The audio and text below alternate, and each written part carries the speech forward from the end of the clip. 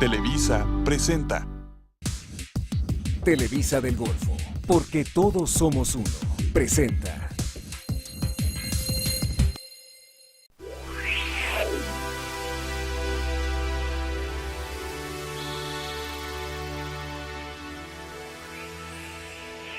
Hoy hablaremos de angina de pecho. En México, aproximadamente 15 millones de personas sufren obstrucción de las arterias del corazón.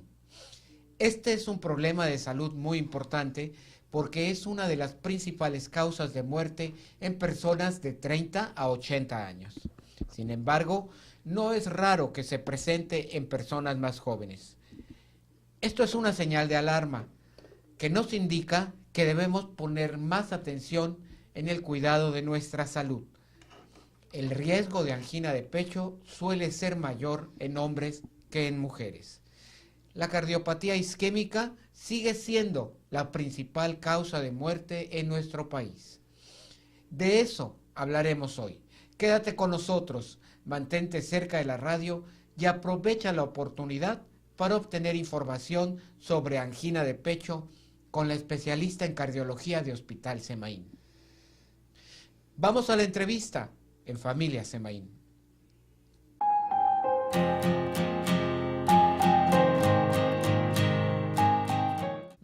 Doctora Anabel, durante todo el mes de diciembre hemos estado hablando acerca de las enfermedades cardiometabólicas.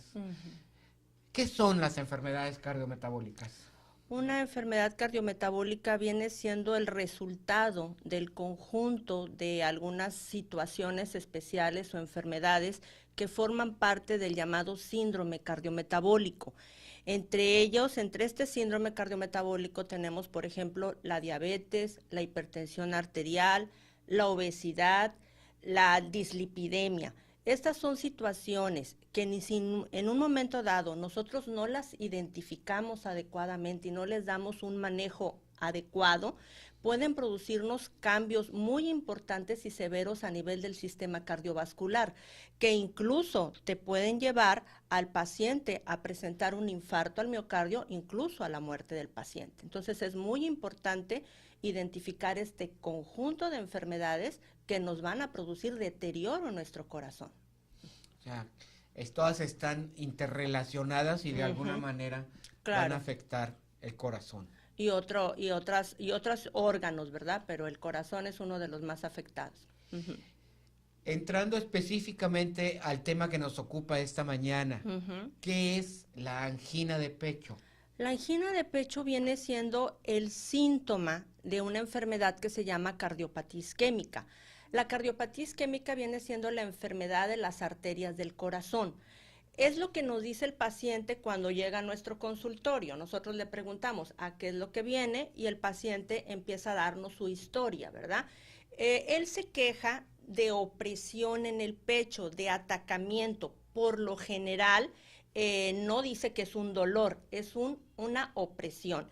Y hay un signo muy característico que se lleva la mano al centro del paciente, al centro del pecho, ¿sí?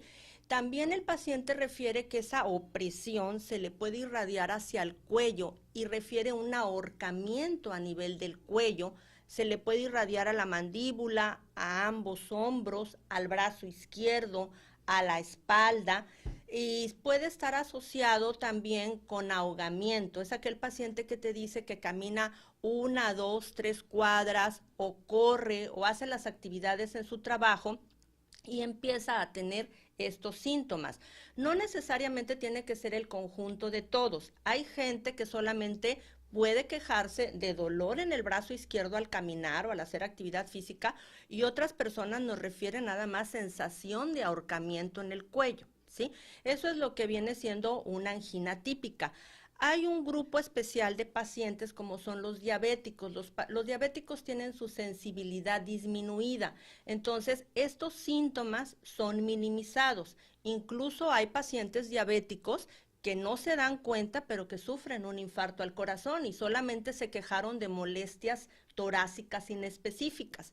Otro grupo en el que hay que tener especial atención es en las mujeres y en los ancianos. También nos dan cuadros clínicos muy atípicos que en un momento dado, si no pensamos en el diagnóstico, se nos puede escapar, ¿sí? Entonces, sí es importante estar al pendiente de eso. ¿Qué pasa cuando hay una obstrucción del corazón? De las arterias del corazón. De las arterias del corazón. ¿Cómo se lleva a cabo este proceso, verdad? Bueno, la principal causa de obstrucción de las arterias del corazón viene siendo la formación de placas, como lo podemos observar aquí en esta imagen que traje en este material didáctico.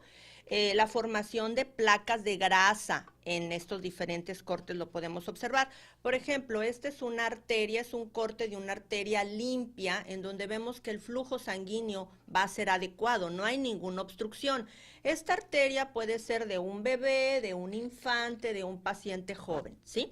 Mas, sin embargo, conforme pasan los años, estamos hablando de décadas, se empiezan a formar placas de grasa. Ahora, ¿por qué se forman? Porque se van agregando las enfermedades que ya comentamos y aparte por los hábitos del paciente.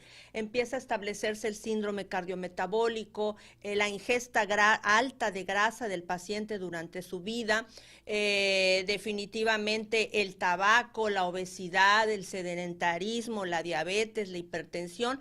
Todo esto hace que se nos obstruyan las arterias de tal manera que cuando se disminuye la luz del vaso en un diámetro considerable, aquí vemos que ya la obstrucción es importante, el flujo sanguíneo ya va a estar disminuido. Se dice que cuando hay una obstrucción de un 70% de la luz del vaso es cuando el paciente empieza a tener síntomas de angina propiamente dicho, ¿sí? Entonces es cuando el paciente ya acude al servicio médico, ¿verdad? Definitivamente, cuando hay una obstrucción completa de la luz, porque se rompa agudamente una capa de grasa que envuelve, una capa fibrosa que envuelve estas placas de grasa, se forma un coágulo en forma aguda y esto definitivamente ya nos puede condicionar un infarto al miocardio, ¿sí? Aquí tengo otra imagen de otro vaso sanguíneo, en donde también observamos que el flujo sanguíneo está tapado por un coágulo que se formó y esto pues ya nos produce un evento agudo coronario, ¿verdad? Que ya pudiera ser un infarto o una angina inestable. Pues estamos platicando con la doctora Anabel Pérez Ortiz. Ella es cardióloga de Hospital Semaín y estamos hablando acerca de la angina de pecho. Vamos a una breve pausa y regresamos con más en Familia Semaín. Mantente cerca de la radio, quédate cerca de la televisión.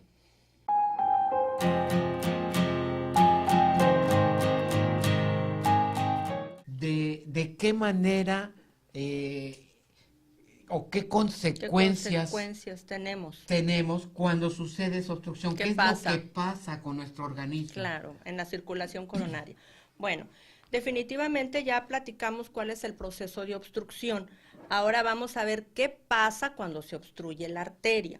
Por ejemplo, aquí observamos que este es un vaso sanguíneo en donde tenemos un flujo sanguíneo muy adecuado. Esta arteria no está obstruida. Pero, ¿qué sucede cuando se empiezan a formar las placas de grasa? ¿Sí? Definitivamente el flujo sanguíneo no va a ser el mismo. Va a haber una obstrucción que te va a disminuir el flujo sanguíneo. ¿Qué es lo que va a pasar con esto? Que va a haber un desequilibrio entre el aporte y la demanda de oxígeno del músculo cardíaco.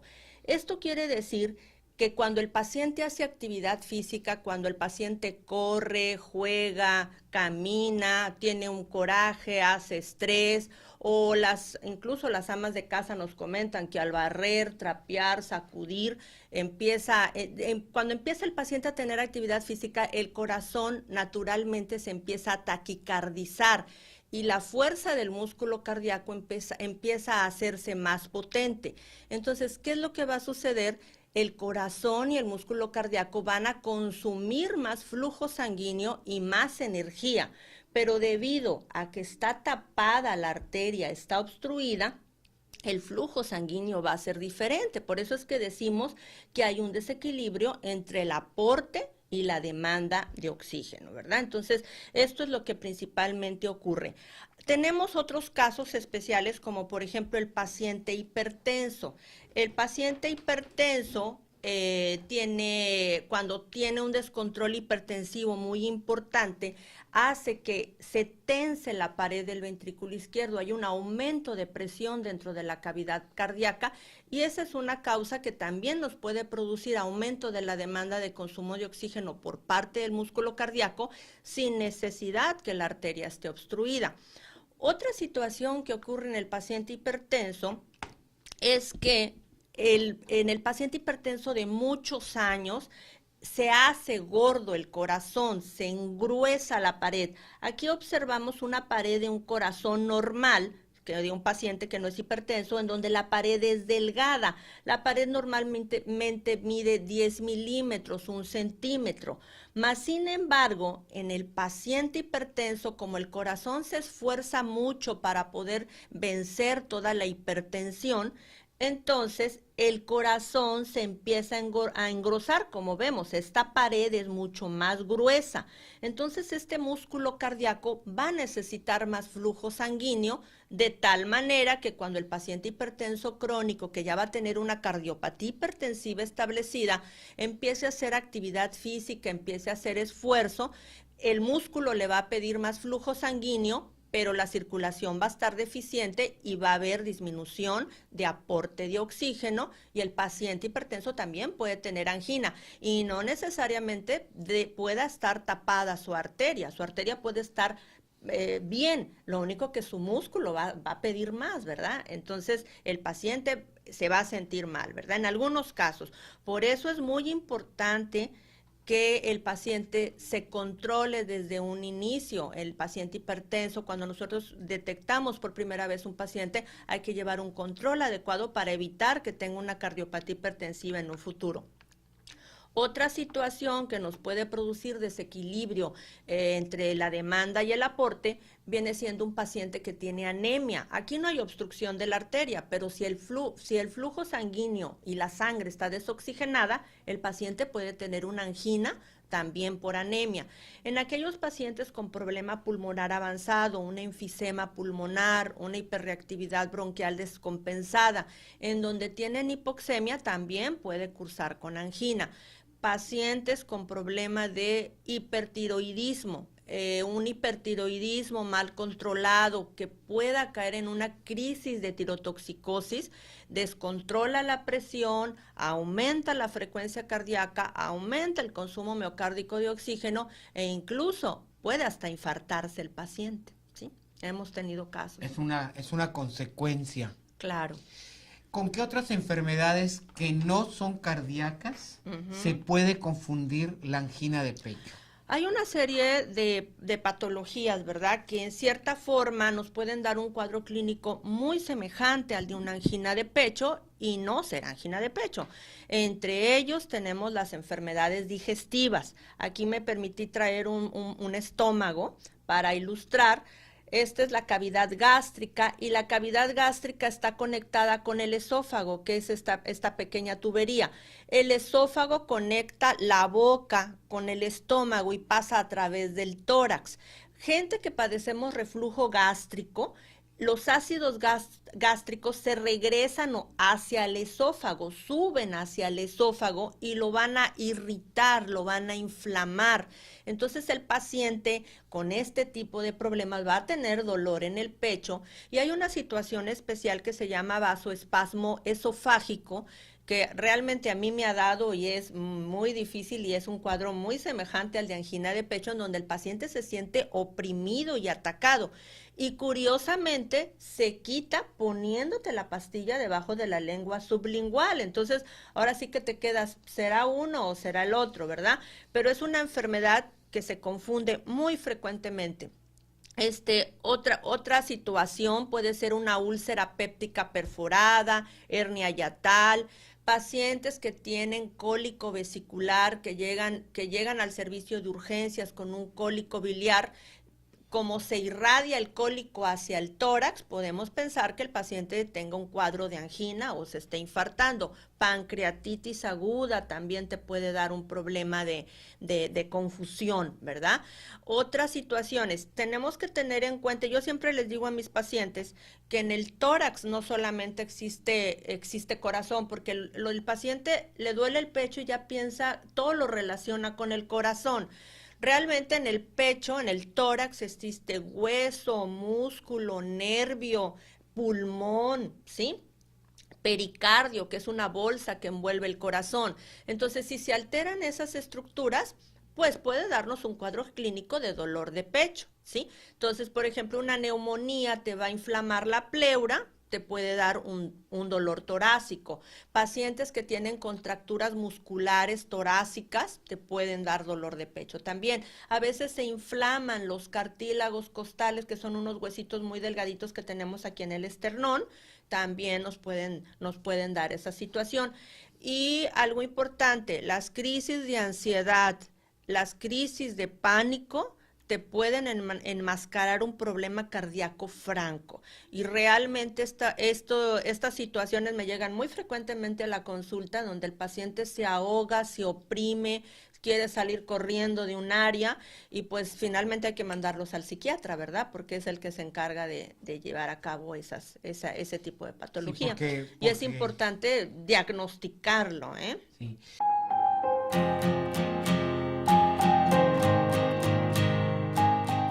¿Cuáles son los métodos diagnósticos con los que contamos hoy en día para confirmar o descartar una angina de pecho? Sí, claro. Sí, definitivamente, primero pues nos basamos en lo que nos platica el paciente, el cuadro clínico que ya lo explicamos, ¿verdad? Después tenemos que hacer un protocolo de estudio en aquellos pacientes que ya identificamos que tienen angina de pecho o que nos queda la duda si es una angina de pecho o no. Tenemos una serie de métodos diagnósticos con los cuales nosotros nos podemos apoyar.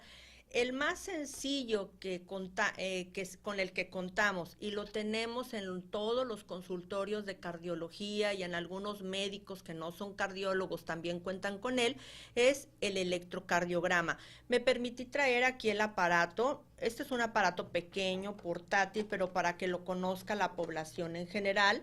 Es un aparatito que se conecta con un sistema de cables.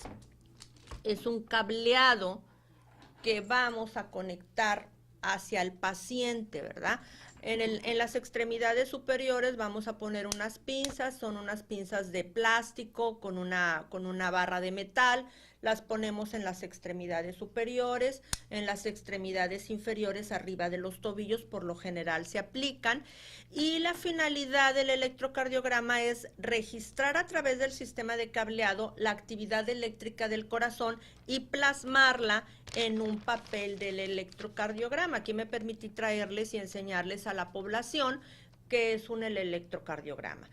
El electro nos puede dar información importante, nos puede decir si el paciente pudo haber tenido anteriormente un infarto al corazón. Hay infartos que nos dejan cicatriz, hay infartos que se pudo haber infartado al paciente, pero el electro no se altera. Entonces, nos podemos dar una idea si el paciente tuvo un infarto agudo al miocardio, un infarto anterior, si el paciente en un momento dado tiene crecimiento de cavidades cardíacas, etcétera.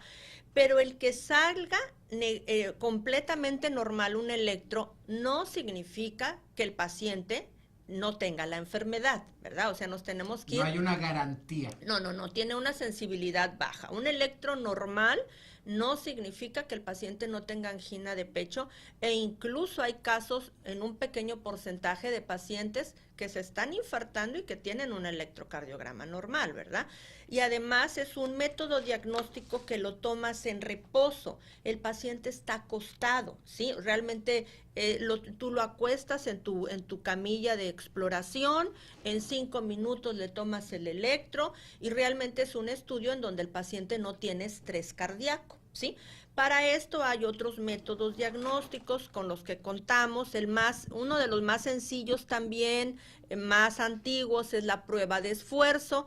La prueba de esfuerzo consiste en colocarle al paciente todos estos cables pero lo vas a poner a hacer ejercicio en una caminadora eléctrica o en una bicicleta, lo pones a taquicardizarse, o sea, empieza el paciente a hacer actividad física, empieza a taquicardizarse y cada determinados minutos vamos a tomar nuevamente electrocardiogramas. Entonces aquí estamos estudiando un poco más profundo al paciente porque le estamos tomando electrocardiogramas, pero haciendo ejercicio y taquicardizando al paciente en donde el músculo cardíaco está consumiendo oxígeno, ¿sí? Si una prueba de esfuerzo tiene una baja sensibilidad, tiene una sensibilidad de un 75% de hacer un diagnóstico, mas sin embargo es un estudio que sí nos da información. Si una prueba de esfuerzo te sale normal y el paciente tiene un cuadro de angina de pecho y se siente bien con el manejo que tú le diste y la prueba de esfuerzo sale normal, el médico y el paciente podemos estar tranquilos de que al menos el problema no es tan severo, de que se tiene que cuidar, se va a tener que cuidar, ¿verdad? Pero el problema no es tan crítico. No es lo mismo cuando haces tú una prueba de esfuerzo y el paciente en los primeros minutos que tú lo pones a hacer actividad física, empieza a dolerle el pecho, empezamos a ver cambios electrocardiográficos importantes, entonces ahí la prueba de esfuerzo nos está arrojando que el paciente tiene mucho riesgo de tener un infarto al corazón y ya lo tenemos que mandar a otra etapa de tratamiento como es el cateterismo cardíaco o el intervencionismo coronario, ¿verdad? ¿En qué consiste esta otra etapa del tratamiento? Claro, bueno, ahí vamos a hablar de la coronariografía, nada más que sí, antes quisiera comentarte que aparte de la prueba de esfuerzo tenemos métodos diagnósticos más específicos como es el ecoestrés con dobutamina, el gamagrama cardíaco, angiotac, coronario. ¿En qué consiste cada uno de ellos? El ecoestrés con dobutamina es mucho más sensible que una prueba de esfuerzo para hacer un diagnóstico. Nada más que el paciente no lo vamos a poner a hacer ejercicio. Es útil cuando, por ejemplo, el paciente no puede subirse a la caminadora eléctrica porque tiene una amputación, porque tiene las rodillas deterioradas, porque simplemente no puede caminar adecuadamente, entonces le ofrecemos ecoestrés con dobutamina. Consiste en acostar el paciente en una camilla, se va a canalizar una vena, se le va a pasar un medicamento que se llama dobutamina y va a empezar, la dobutamina su función es aumentar la frecuencia cardíaca y aumentar el consumo miocárdico de oxígeno. Se le va a tomar primero en reposo sin el medicamento una serie de imágenes de ultrasonido cardíaco en donde vamos a ver cómo se mueve el corazón. Paulatinamente se le va a ir aumentando la dosis de dobutamina al paciente, se le van introduciendo dosis mayores de dobutamina y el corazón va a empezar a tener una movilidad y va a empezar a taquicardizarse. Como si el paciente estuviera haciendo ejercicio. Claro, como si estuviera haciendo ejercicio, pero aquí el ecocardiografista que lo realice va a tener que ver en qué momento la contractilidad de las paredes cardíacas se va a empezar a deteriorar. Vamos a empezar a ver que en ciertas caras del corazón no va a haber una contractilidad adecuada, entonces ahí vamos a inducir, ahí hay problema de isquemia miocárdica. Mas sin embargo, si en todo el proceso de ecoestrés con dobutamina el músculo cardíaco se contrajo en una forma muy adecuada, su fracción de expulsión se conservó adecuadamente, podemos descartar que exista una isquemia miocárdica o lesiones importantes que me estén causando problema. Y es un estudio mucho más sensible que la prueba de esfuerzo, ¿sí? Más caro, pero más sensible. También tenemos el gamagrama cardíaco, angiotac coronario y definitivamente la finalidad, Sámano, de todos estos métodos diagnósticos, llámese prueba de esfuerzo, ecoestrés con dobutamina, gamagrama, angiotac, resonancia magnética, la finalidad es ver qué tan severo está el daño cardíaco, ¿sí? Y ahora nos vamos si vemos que el paciente tiene una isquemia muy severa o moderadamente severa y tiene lesionados más de dos o más vasos, entonces le ofrecemos la coronariografía, que la coronariografía consiste en lo siguiente. Primeramente tenemos que tener una sala de hemodinamia adecuada, un hospital donde exista una sala de hemodinamia equipada. con personal médico capacitado para realizar un intervencionismo coronario y un personal de enfermería capacitado. Vamos a colocar el paciente en una camilla, en un área especial de hemodinamia, y se va a hacer una punción de un vaso sanguíneo. Por lo general es un vaso sanguíneo grueso, una arteria gruesa como es la arteria femoral que pasa por la ingle. También se puede puncionar las arterias radiales, se punciona y se pasa un introductor es este tubito que vemos aquí tan sencillo, se pasa el introductor en la arteria y ahí se deja. Y a través del introductor vamos a pasar unos catéteres, que así se llaman, ahorita se los voy a enseñar. Son unas mangueritas flexibles. ¿Sí? Estos son los catéteres que utilizamos. Realmente son unas mangueritas flexibles que vamos a pasar a través del sistema arterial para poder llegar a las arterias coronarias. Este catéter es el que metemos en la arteria coronaria derecha. Este catéter es el que se mete en la arteria coronaria izquierda, y si es necesario, este catéter se mete en el ventrículo izquierdo, ¿sí?